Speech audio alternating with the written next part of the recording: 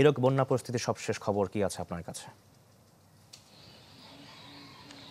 সিরাজগঞ্জের আসলে সার্বিক যেটি বন্যা পরিস্থিতি সেটি কিন্তু বেশ উন্নতি হচ্ছে, কারণ গত দুদিন ধরে কিন্তু সিরাজগঞ্জ পয়েন্টে যমুনা নদীর পানি কমতে শুরু করেছে, যে কারণে সার্বিক যেটি বন্যা পরিস্থিতি কিন্তু অনেকটাই উন্নতি হয়েছে। তবে এখনও যমুনা নদীর পানি বিপদ সীমার উপর দিয়ে প্রবাহিত হয়। আসলে পুরোপুরি যে বন্যা যে ঘরবাড়িগুলো ডুবেছিল এবং রাস্তাঘাট ডুবেছিল সেগুলো কিন্তু এখনও অনেক অবস্থায় রয়েছে, কারণ আপনি দেখতে পাচ্ছেন যে এখনো কিন্তু রাস্তাঘাট তলিয়ে থাকায় যে মানুষের যাতায়াতে সেই ভোগান্তি কিন্তু রয়েছেই।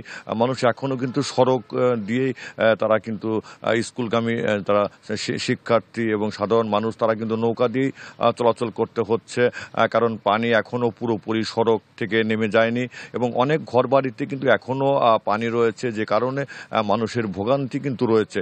কারণ এবছরের সিরাজগঞ্জের যেটি বন্যা সেটি কিন্তু আসলে এই পানি দীর্ঘস্থায়ী হওয়ার কারণে মানুষের ভোগান্তিটা কিন্তু একটু বেশি, কারণ প্রায় 15 দিন ধরে কিন্তু এই সিরাজগঞ্জে বন্যা কবলিত হয়ে পড়েছে। প্রায় 5টি উপজেলার প্রায় 34টি ইউনিয়নের প্রায় অর্ধলক্ষাধিক মানুষ কিন্তু এই পানিবন্দী অবস্থায় এখনো রয়েছে। তবে পানি উন্নয়ন বোর্ড যেটি বলছে যে যমুনা নদীর পানি আসলে দ্রুত কমতে শুরু করেছে, সেক্ষেত্রে সিরাজগঞ্জের সার্বিক বন্যা পরিস্থিতি কিন্তু 2-1 দিনের মধ্যে পুরোপুরি আসলে উন্নতি হবে, এমন কথা কিন্তু পানি উন্নয়নের পক্ষ থেকে বলা হচ্ছে। তবে এবছর বন্যায় কিন্তু যে অন্যান্য ক্ষতির পাশে আমরা যেটি দেখেছি, কৃষিতেও কিন্তু একটু বেশ ক্ষতি হয়েছে, কারণ এবছর বন্যায় কিন্তু কৃষিতে প্রায় 6,500 হেক্টর জমির ফসল তলিয়ে গেছে, যেটি আসলে টাকার অঙ্কে 60 কোটি টাকার ক্ষয়ক্ষতি হয়েছে, এমন কথা কিন্তু কৃষি বিভাগ বলছে। এছাড়া অনেক প্রাথমিক বিদ্যালয় কিন্তু এখনো পানির নিচে রয়ে থাকার কারণে শিক্ষা পাঠদান কর্মসূচি কিন্তু এখন অনেক স্থানে বন্ধ রয়েছে। শাকিল। হীরক, আপনাকে ধন্যবাদ আমাদের সঙ্গে যুক্ত হওয়ার জন্য। এবার জেনে নেব গাইবান্ধা পরিস্থিতি। মামুন, গাইবান্ধায় কি অবস্থা? নগদের কাছে সব গ্রাহকই প্রিয়, তাই তো সারা দেশে ক্যাশ আউট চার্জ সবচেয়ে কম। হ্যাঁ শাকিল, এই মুহূর্তে দাঁড়িয়ে আছি আমি ফুলছড়ি উপজেলায়। এখানে বন্যা পরিস্থিতির উন্নতির দিকে, তবু এখনও গাইবান্ধার যে ব্রহ্মপুত্র নদ রয়েছে সেই ব্রহ্মপুত্র নদের পানি কিন্তু এখনও বিপদসীমার উপর দিয়ে প্রবাহিত হচ্ছে। আর ঘাঘট, করতোয়া, তিস্তা নদীর পানি কিন্তু কমছে এবং গাইবান্ধা জেলার যে 4টি উপজেলা আছে সেই উপজেলায় কিন্তু বন্যা পরিস্থিতি উন্নতির দিকে।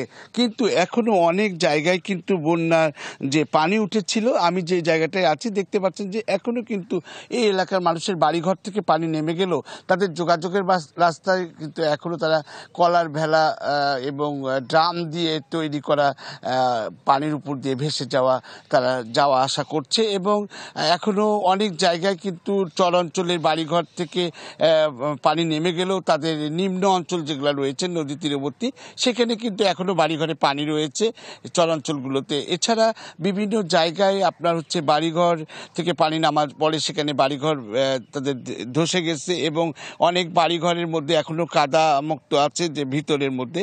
এছাড়া আপনার হচ্ছে যেটা বলতে চাই যে শাকসবজির ফসলের ক্ষেত কিন্তু তলিয়ে যে অনেক ক্ষয়ক্ষতি হয়েছে। প্রায় এখানে মৎস্য খাত, গবাদি পশু এবং আপনার কৃষিক্ষেত্রে মিলে যদি জানানো যায় এখানে প্রায় 100 কোটি টাকার মতো আপনার হচ্ছে ক্ষতির সম্মুখীন মনে করছে। তবে যদি বন্যার পানিটা আরও নেমে যাওয়ার পরে কিন্তু আপনার হচ্ছে তারা ক্ষয়ক্ষতির পরিমাণটা কিন্তু আরো জানাতে পারবে।